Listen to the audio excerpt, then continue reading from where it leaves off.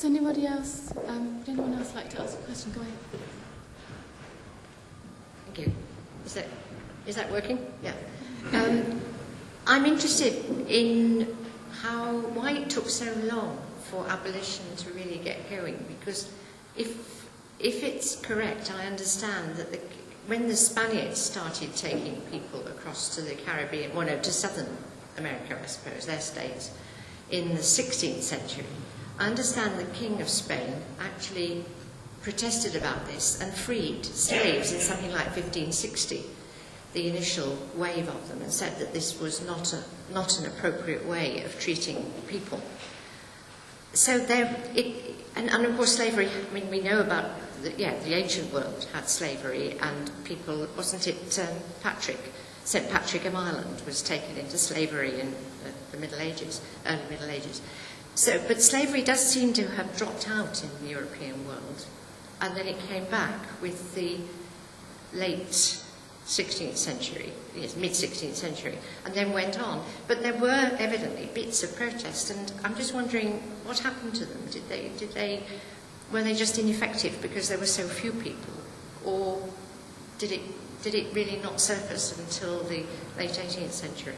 I was just going to say that I think it's economics that took over. I think in the early days, many people did, Christian people disputed the whole question of whether slavery was appropriate or moral or all those kinds of things, but I think the economics of sugar and things took over. Would you say that was fair, Alan?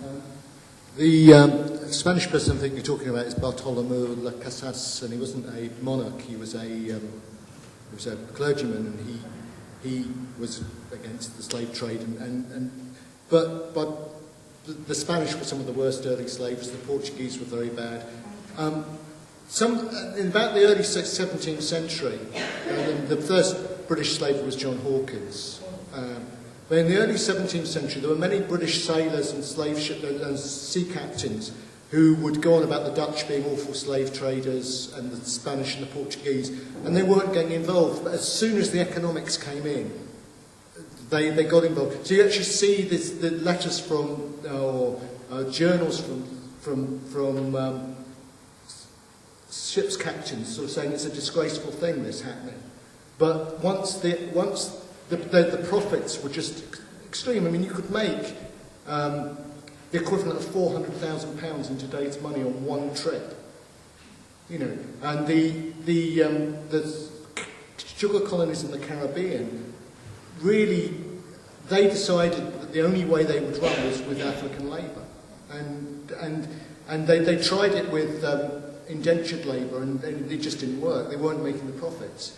But the Spanish and Portuguese had already shown how African labour worked, so that they just developed. And I think it took so long, partly because it was economically so profitable. It became economically less profitable at that moment. That combined with religious people who'd started saying. So actually, it was when it was starting to decline that then people said, "Oh right, we can get rid of it." So, and when the idea that free trade was better than non-free trade, and that came in the late 18th century. So really, maybe it's economics that led to the growth, and economics that led to the fall, and really that fall of it was dressed in moral language. Just trying to apply it to today's situation. Because by the end of the American Civil War, it was already becoming less financially viable to operate slave-grown plantations, and that's obviously a part of all the states winning the American Civil War. I think by then anyway it was becoming less so, wasn't it? It was already in decline, slow decline. But at the time of the Civil War, there's 2 million people there. About 2 million enslaved Africans, I think. In the 1830s. Well, by the 1860s, there were nearly 4 million. Nearly 4 million, yeah. So it just shows you how big it was, how big an industry it was. But also, I think you've got to remember as well that there was a huge amount of Africans, free Africans, that joined the Northern Army to fight the South, to free their fellow man, countrymen, but also obviously to get rid of slavery. So it wasn't just us moral white people. It was a struggle you know, by the African. At King Kong, which we saw the Lowry Rate, that thing. I mean, I've got some statistics here that there was around 180,000 black soldiers, nearly 10% of the Union Army was fighting. It just shows you how many there were, you know, fighting, how important the contribution they made. Because I didn't understand the question at first, if it was slavery in Europe or in the plantations in America. But what I wanted to say was there is a good account of the history of abolition by Thomas Clarkson. Yeah, and the other thing as well is that not all the events were recorded, and for one specific reason, because of the fear of rebellion and riots. So I mean, I think rebellion started quite early, and probably because nobody wants to be a slave, nobody wants to live in those conditions.